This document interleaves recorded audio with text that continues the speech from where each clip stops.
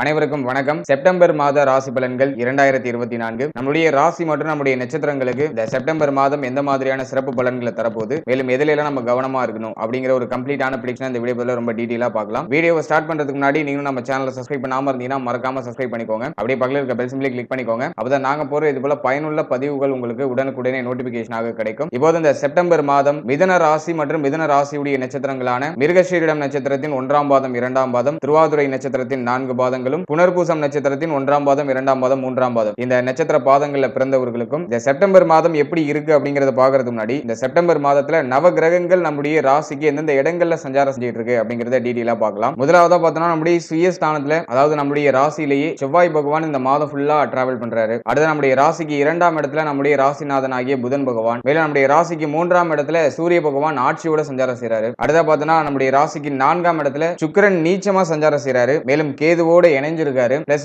குரு பார்வையும் சுக்கிரனுக்கு கிடைக்குது. ஆகவே 4ஆம் இடத்துல கேது சுக்கிரன் கன்ஜக்ஷன் அப்படிங்கிறது இந்த மாதத்தோட ஸ்டார்டிங்ல இருக்கும். அதுல சுக்கிரன் நீச்சமா இருப்பாரு. அடுத்த நம்முடைய ராசிக்கு 9ஆம் இடத்துல சனி வக்ரத்துல சஞ்சாரம் செய்றாரு. ஃபைனலா நம்முடைய ராசிக்கு 10ஆம் இடத்துல ராகு பகவான் சஞ்சாரம் அப்படிங்கிறது இருக்கு. அடுத்த அந்த செப்டம்பர் மாதத்துல மாத கிரகங்கள் ஏதாச்சும் சேஞ்சஸ் பண்ணுதா, ஏதாச்சும் டிரான்சிட் பண்ணுதா அப்படின்னு பார்க்கும்போது கரெக்டா 4ஆம் தேதி புதன் பகவான் நம்முடைய ராசிக்கு 2ஆம் இடத்துல இருந்து 3ஆம் இடத்துக்கு டிரான்சிட் ஆகி சூரிய பகவானோட கன்ஜக்ஷன் ஆகிறாரு. ஆட்சியோட இருக்க சூரியனோட புதன் கன்ஜக்ஷன் ஆகிறாரு. அடுத்தது பார்த்தோம்னா மாதத்தோட செகண்ட் ஹாஃப்ல கரெக்டா 16ஆம் தேதி சூரிய பகவான் நம்முடைய ராசிக்கு 3ஆம் இடத்துல இருந்து 4ஆம் இடத்துக்கு டிரான்சிட் ஆகி கேது பகவானோட கன்ஜக்ஷன் ஆகிறாரு. ஒரு 3 நாள் பார்த்தோம்னாக்கா சுக்கிரனும் அந்த இடத்துல இருப்பாரு. நீச்சமா ஒரு 3 நாள் வரைக்கும் சுக்கிரன் அந்த இடத்துல இருப்பாரு. அதனை தொடர்ந்து கரெக்டா 18ஆம் தேதி சுக்கிர பகவான் நம்முடைய ராசிக்கு 4ஆம் இடத்துல இருந்து 5ஆம் இடத்துக்கு டிரான்சிட் ஆகி ஆட்சி ஆயிடுவார். இது நமக்கு ஒரு பெரிய பிளஸ் பாயிண்டா இருக்கு. அடுத்த 23ஆம் தேதி புதன் பகவான் மறுபடியும் ஒரு டிரான்சிட் பண்ணுவாரு. அதாவது நம்முடைய ராசிக்கு 3ஆம் இடத்துல இருந்து 4ஆம் இடத்துக்கு டிரான்சிட் ஆகி மீண்டும் சூரிய பகவானோட கன்ஜக்ஷன் ஆயிடுவார். இதுல புதன் ஆட்சி ஆவார். கரெக்டா 23ஆம் தேதிக்கு மேல 4ஆம் இடத்துல புதன் ஆட்சியோட சஞ்சாரம் செய்வாரு. பிளஸ் குரு பார்வையில இருப்பாரு. ஆகவே இந்த மாதத்துல மாறி மாறி பார்த்தோம்னாக்கா 23ஆம் தேதிக்கு மேல நம்முடைய ராசிநாதன் ஆட்சி, சுக்கிரன் 18ஆம் தேதிக்கு மேல ஆட்சி ஆகிறாரு, சூரியன் மாதத்தோட ஸ்டார்டிங்ல இருந்து ஆட்சியில சஞ்சாரம் செய்றாரு. இப்படி 3 கிரகங்கள் மாத்தி மாத்தி ஆட்சி நீச்சம் இப்படி மாறி மாறி வருது. இந்த காம்போல இந்த மாதம் எப்படி இருக்க போகுது அப்படிங்கறத டீடைலா பார்க்கலாம். முதலாவதா தொழில் மற்றும் உத்தியோகம் சார்ந்த விஷயங்கள் இந்த மாதத்துல எப்படி போகும் அப்படின்னு பார்க்கும்போது பொதுவா 10ஆம் இடத்துல ராகு இருக்கும்போது அந்த தொழில் உத்தியோகம் சார்ந்த விஷயங்களை பெருசா திருப்தியை கொடுக்கிறது கிடையாது. அதுல இந்த மாதத்துல பார்த்தோம்னாக்கா 12ஆம் இடத்துல குரு பகவான், 10ஆம் அதிபதி 12ஆம் இடத்துல. ஆகவே நிறைய பேருக்கு பார்த்தோம்னா இந்த தொழில் உத்தியோக ரீதியா இன்னுமே இந்த ஒரு குழப்பகரமான ஒரு சூழ்நிலை நிலவிக்கிட்டே இருக்கிற மாதிரி ஒரு சிச்சுவேஷன் கிரியேட் ஆகுது. ஆல்ரெடி நீங்க ஏதாச்சும் தொழில் அப்படி இல்லைன்னா உத்தியோகம் பார்த்துட்டு இருக்கீங்கன்னா அதுல பெருசா திருப்தி இல்ல, ஏதோ ஒரு மந்த தன்மையோட போற மாதிரி ஃபீல் ஆகுறதுக்கு வாய்ப்புகள் இருக்கு. மேலும் ஆல்ரெடி பார்த்துட்டு இருக்க உத்தியோகத்துல பெருசா பிடிப்பு இல்லாத ஒரு தன்மை இருக்கலாம். பாக்குற உத்தியோகம் பிடிக்காம இருக்கலாம். அப்படி இல்லைனாக்கா பார்த்துட்டு இருக்க உத்தியோகத்தை ஏதாச்சும் சேஞ்சஸ் பண்ணலாமா, ஏதாச்சும் மாற்றம் பண்ணலாமா அப்படின்னு சிந்தனைகள்லாம் ஓடலாம். ஏன்னா ஒரு சிலர் பார்த்தோம்னா ஃப்ரெஷர்ஸா இருப்பாங்க. இப்பதான் அந்த தொழில் உத்தியோகத்தை ஏதாச்சும் ட்ரை பண்ணுவாங்க. அவங்களுக்குமே ஒரு பிக்கப் கிடைக்க மாட்டேங்குது, டக்குன்னு ஒரு பிடிப்பு கிடைக்க மாட்டேங்குது. அப்படியே கிடைச்சாலும் அது திருப்தி அடைகிற அளவுக்கு இல்ல, பெருசா இல்ல அப்படிங்கிற மாதிரி இந்த கிரக அமைப்பு இழுத்துட்டு போகுது. அவே இந்த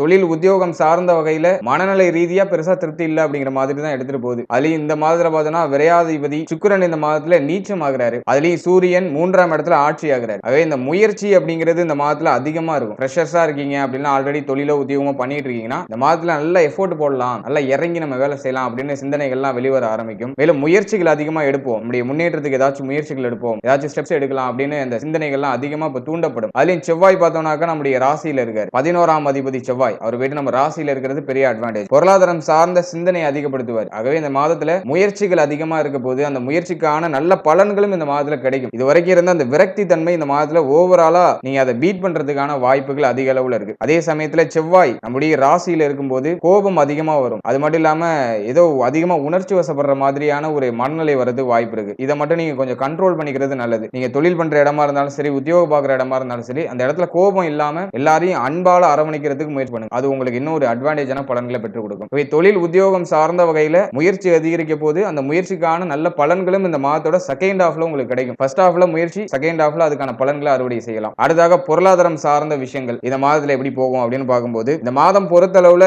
லாபாதிபதி செவ்வாய் பகவான் நம்முடைய ராசியில இருக்கிறதுனால பொருளாதாரம் சார்ந்த சிந்தனைகள் அதிகரிச்சுக்கிட்டே இருக்கும். அதே சமயத்துல இந்த செவ்வாய் பகவான் 6ஆம் அதிபதி அப்படிங்கிற ரோலையும் பிளே பண்ணுவார். எனவே இந்த மாதத்துல நிறைய பேருக்கு பார்த்தோன்னா கடன் வாங்கலாம் அப்படிங்கிற சிந்தனை போறது வாய்ப்பு இருக்கு. அப்படி இல்லைனாக்கா ஆல்ரெடி வாங்கின கடனை கட்டி முடிக்கணும், நம்ம அந்த கடன் தொழிலிருந்து மீண்டு வெளில கொஞ்சம் நிம்மதியான ஒரு சூழ்நிலைக்கு வரணும் அப்படிங்கிற சிந்தனை அதிகரிக்கும். எனவே இந்த மாதத்தை பொறுத்தளவுல பணம் சார்ந்த சிந்தனை மேலோங்கி நிக்கிறதுக்கு வாய்ப்புகள் இருக்கு. பண தேவையும் அதிகரிக்குது. ஏன்னாக்கா இந்த மாதத்துல விரையாதிபதி மாதத்தோட செகண்ட் ஹாஃப்ல ஆட்சி ஆயிடுவார். எனவே மாதத்தோட செகண்ட் ஹாஃப்ல பொருளாதார பொருளாதார தேவைகள் அப்படிங்கிறது கொஞ்சம் அதிகரிக்கிறதுக்கான வாய்ப்புகள் இருக்கு. மாதத்தோட ஃபர்ஸ்ட் ஹாஃப் எவ்வளவு பரவாயில்ல, 12ஆம் அதிபதி நீச்சமாயிடுறாரு, குரு அந்த இடத்துல இருக்காரு. ஆகவே சுப விரய செலவுகள், முக்கியமான குடும்பத்துல தேவைகளை பூர்த்தி செய்யறதுக்கான ஒரு சில சுப விரய செலவுகளை நோக்கி சிந்தனை ஓடும். இருந்தாலும் அதை நீங்க மேனேஜ் பண்ணிடலாம். மாதத்தோட ஃபர்ஸ்ட் ஹாஃப் அந்த அளவுக்கு உங்களுக்கு அன்ஃபேவரா இல்ல. ஆனா மாதத்தோட செகண்ட் ஹாஃப்ல சுக்கிரன் வந்துட்டு நம்முடைய ராசிக்கு 5ஆம் இடத்துல வந்து ஆட்சி ஆகிறாரு. அது ஒரு வகையில நமக்கு ஃபேவர், இன்னொரு வகையில செலவு ரீதியா ஒரு சில சிக்கல்களை ஏற்படுத்தும். அதே மாதத்தோட செகண்ட் ஹாஃப்ல பொருளாதார தட்டுப்பாடு, பொருளாதார தேவை அப்படிங்கிறது அதிகரிக்கும். அதுலயும் சுபவிரய செலவா தான் அதிகபட்சம் இருக்கும். அதனால அதை நினைச்சு பெருசா worry பண்ணிக்க வேண்டாம். எனவே தேவைகள், பொருளாதார தேவைகள் அதிகமா இருக்கு அப்படிங்கிறதுனால, சுபவிரய செலவுகள் அதிகமா இருக்கிறது வாய்ப்புகள் இருக்கு அப்படிங்கிறதுனால சிந்தனை எப்படி போகும்னா, ஒண்ணு கடன் வாங்கணும் அப்படிங்கிற மாதிரி போறதுக்கான வாய்ப்புகள் இருக்கு. அப்படியே நீங்க கடன் வாங்க வேண்டிய கட்டாயத்துல இருக்கீங்கன்னா, முடிஞ்ச அளவுக்கு உங்களுடைய சக்திக்கு மீறிய கடனை வாங்காத அளவுக்கு ட்ரை பண்ணுங்க. முடிஞ்ச அளவுக்கு உங்களுடைய கண்ட்ரோல்ல உங்களுடைய கடன் சுமை இருக்கிறதுக்கான ஒரு சில முயற்சிகள் எடுக்கிறது நல்ல பலன்களை கொடுக்கும். அதாவது அளவுக்கு மீறி கடன் வாங்க வேண்டாம் அப்படின்னு சொல்றேன். அதை மட்டும் கொஞ்சம் மெயின்டைன் பண்ணிக்கிறது நல்லது. மேலும் இந்த மாதத்துல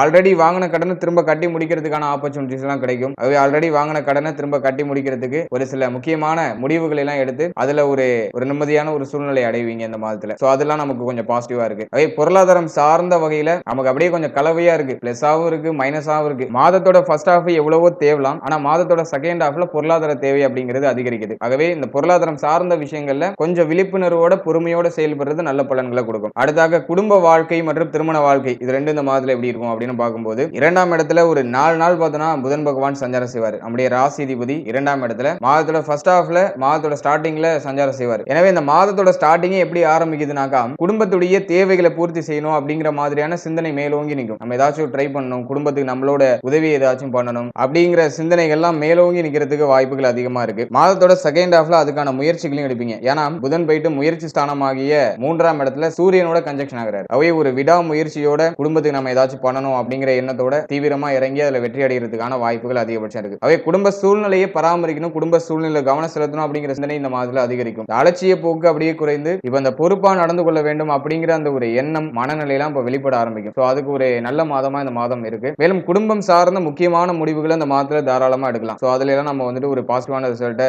எதிர்பார்க்கலாம். அதே சமயத்துல இந்த மாதத்துல ரொம்ப முக்கியமா நம்ம கவனமா இருக்க வேண்டிய விஷயம் என்னன்னாக்கா, ஃபர்ஸ்ட் ஹவுஸ்ல இருக்கிற செவ்வாய். ஃபர்ஸ்ட் ஹவுஸ்ல இருக்கிற செவ்வாய் என்ன பண்ணுனாக்கா, ஏதோ ஒரு பக்கம் அந்த பொருளாதார ரீதியா பிரஷர்ஸ் நம்முடைய சிந்தனைக்குள்ள கொடுத்துக்கிட்டே இருக்கும். இது வந்து அப்படியே கோபமா வெளிப்படுறது வாய்ப்பு இருக்கு. அதுவே இந்த கோபம், அவசரப்பட்டு வார்த்தைகளை விடுறது, இந்த விஷயங்கள் எல்லாம் நீங்க கொஞ்சம் கவனம் செலுத்திக்கிறது நல்லது. அடுத்ததாக திருமண வாழ்க்கை மற்றும் திருமண முயற்சி, இது ரெண்டும் இந்த மாதத்துல எப்படி இருக்கும்? பொதுவா ஃபர்ஸ்ட் ஹவுஸ்ல செவ்வாய் இருக்கும்போது 7ஆம் இடத்தை செவ்வாய் தன்னுடைய சப்தம பார்வையில பார்ப்பாரு. ஆகவே இந்த மாதத்தை பொறுத்தளவுல இந்த திருமண முயற்சிகள்ல ஒரு சில தடை தாமதங்கள் அப்படிங்கிறது ஏற்பட்டு நீங்கிறதுக்கு வாய்ப்புகள் இருக்கு. அதுலயும் 7ஆம் அதிபதி விரயஸ்தானத்துல இருக்காரு. எனவே இந்த மாதத்தை பொறுத்தளவுல இந்த திருமண முயற்சி சார்ந்த விஷயங்கள் எல்லாம் கொஞ்சம் பொறுமையா ஹேண்டில் பண்றது நல்ல பலன்களை கொடுக்கும். அவசரப்பட்டு முடிவுகள் எடுக்காம கொஞ்சம் பொறுமையா உங்களுடைய பார்ட்னரோட ஜாதகத்தையும் உங்க ஜாதகத்தையும் நல்லா பொருத்தி பார்த்து உங்களுடைய முடிவுகள் எடுக்கிறது நல்ல பலன்களை கொடுக்கும். மேலும் இந்த திருமண முயற்சி சார்ந்த முயற்சிகள்லாம் இந்த மாதத்துல எடுக்க ஆரம்பிச்சிருங்க. ஏன்னா வந்துட்டு 3ஆம் இடம் நல்ல வகையில ஆக்டிவேட் ஆயிருக்கு. ஆகவே இந்த மாதம் ஃபுல்லாவுமே உங்களுக்கு என்ன தேவையோ அந்த முயற்சிகளை சிறப்பான முறையில் எடுப்பீங்க. அந்த மாதத்தோட செகண்ட் ஹாஃப்ல ஓரளவுக்கு நல்ல பலன்களை நம்ம எதிர்பார்க்கலாம். எனவே திருமண முயற்சிகளையும் இந்த மாதத்துல எடுக்கலாம். ஆனா பொறுமையா நிதானத்தோட ஹேண்டில் பண்றது நல்ல பலன்களை கொடுக்கும். அவசரப்பட்டு இந்த முடிவுகளையும் எடுக்க வேண்டாம். இதுல மட்டும் கொஞ்சம் கிளியரா இருந்துக்கோங்க. அடுத்தாக திருமண மாணவர்களுக்கு இந்த மாதம் எப்படி இருக்கும் அப்படின்னு பார்க்கும்போது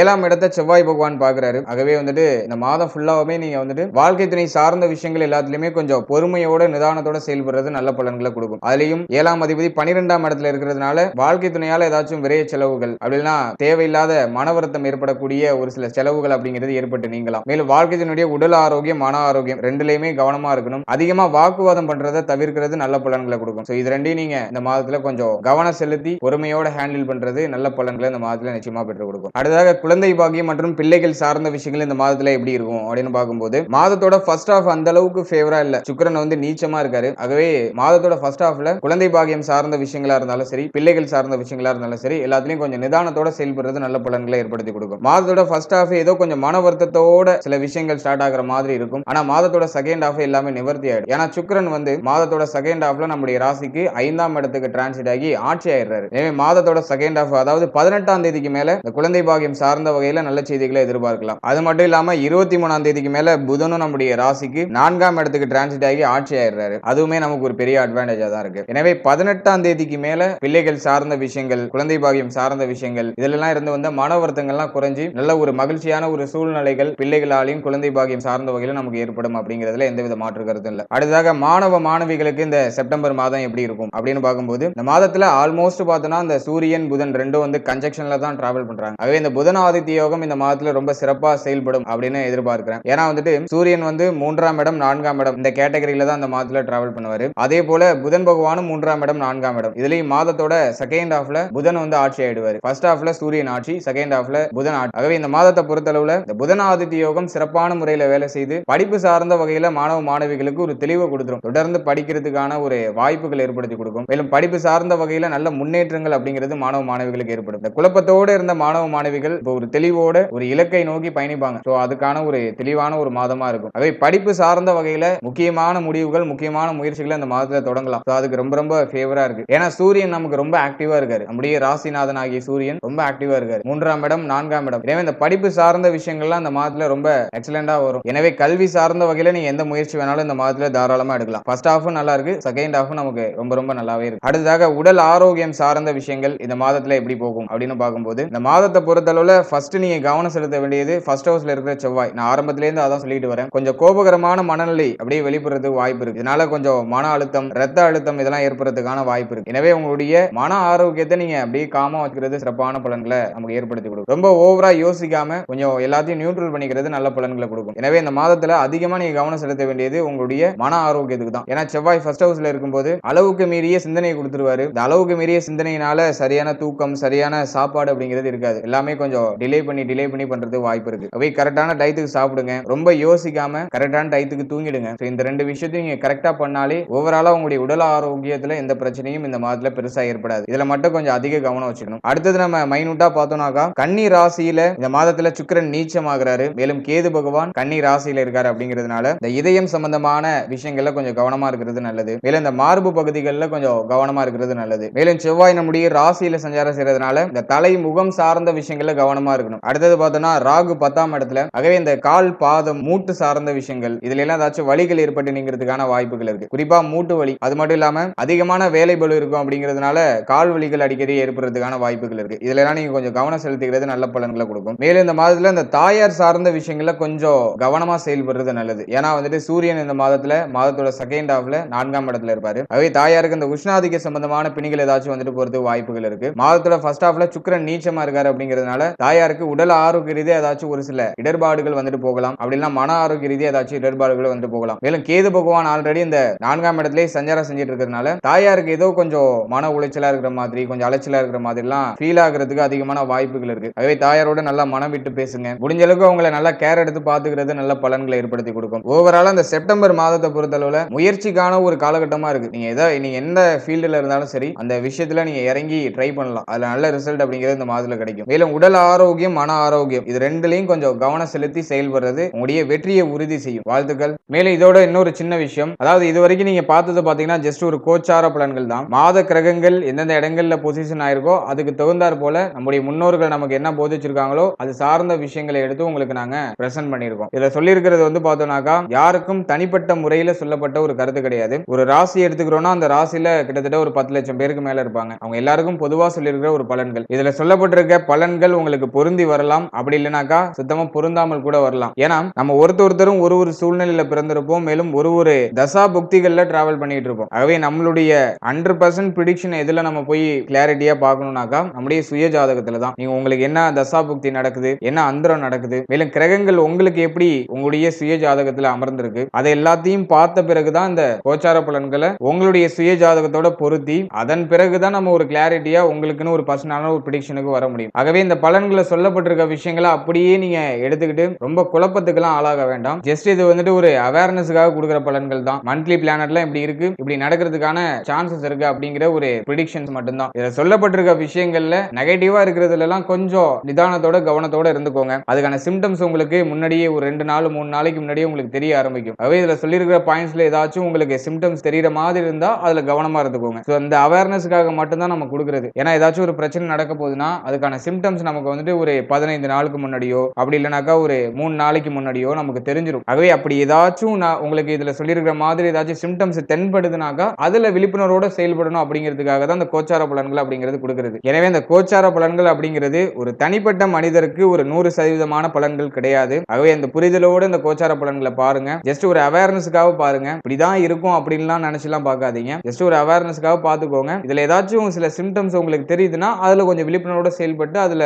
உங்களை நீங்க தக்க வச்சுக்கோங்க, உங்களுடைய பாதுகாப்பை தக்க வச்சுக்கோங்க. மேலும் நீங்க 100% பலன்கள் தெரிஞ்சுக்கணும், உங்களுக்கு என்ன அக்யூரேட்டா நடக்கும் அப்படிங்கறது தெரிஞ்சுக்கணும்னு நினைச்சீங்கன்னா உங்ககிட்ட இருக்கக்கூடிய உங்களுடைய பர்சனல் சார்ட் எடுத்துட்டு போய் உங்களுடைய குடும்ப ஜோதிடத்தை கொடுத்து, உங்களுக்கு விருப்பமான ஜோதிடத்தை கொடுத்து தெளிவான ஒரு கன்சல்டேஷன் பண்ணி என்ன பண்ணலாம் அப்படிங்கிற ஒரு தெளிவுக்கு வாங்க. ஏன்னா நிறைய பேர் இந்த மந்த்லி ப்ரிடிக்ஷன்ஸ் எல்லாம் பார்த்துட்டு ரொம்ப குழப்பிக்கிறாங்க. மேலும் இன்னும் ஒரு சிலர் பார்த்தோம்னாக்கா புரிதல் இல்லாம ரொம்ப பயப்பட ஆரம்பிச்சிடுறாங்க. ஆகவே தான் இந்த ஒரு கிளாரிட்டிக்காக உங்களுக்கு நான் சொன்னேன். அடுத்ததா பார்த்தோம்னா நம்மளுடைய சேனல்ல இதுக்கு முன்னாடி நட்சத்திர பலன்கள், ராசி லக்ன பலன்கள், மேலும் பிறந்த தேதிகளுக்கான சிறப்பு பலன்கள் ரொம்ப டீடைலா எக்ஸ்பிளனேஷனோட ரிலீஸ் பண்ணியிருக்கோம். உடைய வாழ்க்கை பற்றிய புரிதல் உங்களுக்கு வேணும் அப்படின்னாக்கா அந்த வீடியோஸை நீங்க செக் பண்ணி பார்க்கலாம். அந்த வீடியோக்கான லிங்கை நான் டிஸ்கிரிப்ஷன்ல கொடுத்திருக்கேன். ஒரு டைம் இருக்கும்போது அதை ஒரு வாட்டி செக் பண்ணி பாருங்க. நிச்சயமா உங்களுக்கு ஒரு தெளிவான ஒரு மனநிலை அப்படிங்கிறது கிடைக்கும். முடிஞ்ச வரைக்கும் இந்த ராசி லக்னம் மேலும் நட்சத்திரம் இந்த மூன்றுக்குமான பலன்களை தெளிவா பார்த்துக்கோங்க. அதுல நிச்சயமா உங்களுக்கு ஒரு கிளாரிட்டியான ஒரு மைண்ட் செட், உங்களை பற்றியும் உங்க வாழ்க்கையை பற்றியும் உங்களுக்கு ஒரு தெளிவான ஒரு புரிதல் அப்படிங்கிறது நிச்சயமாக கிடைக்கும். டைம் இருக்கும்போது மறக்காம செக் பண்ணி பாருங்க. மேலும் நம்மளுடைய சேனல் இதுக்கு முன்னாடி சனி வக்ர பயிற்சிக்கான சிறப்பு பலன்கள் ரொம்ப டீடைலா ரிலீஸ் பண்ணியிருக்கோம். அந்த வீடியோலாம் நம்மளுடைய சேனல் அவைலபிளா இருக்கு. அந்த வீடியோஸை நீங்க மறக்காம ஒரு வாட்டி செக் பண்ணி பாருங்க. மேலும் நீங்க இந்த கோச்சார பலன்கள்லாம் தொடர்ச்சியா பாக்குறீங்கன்னா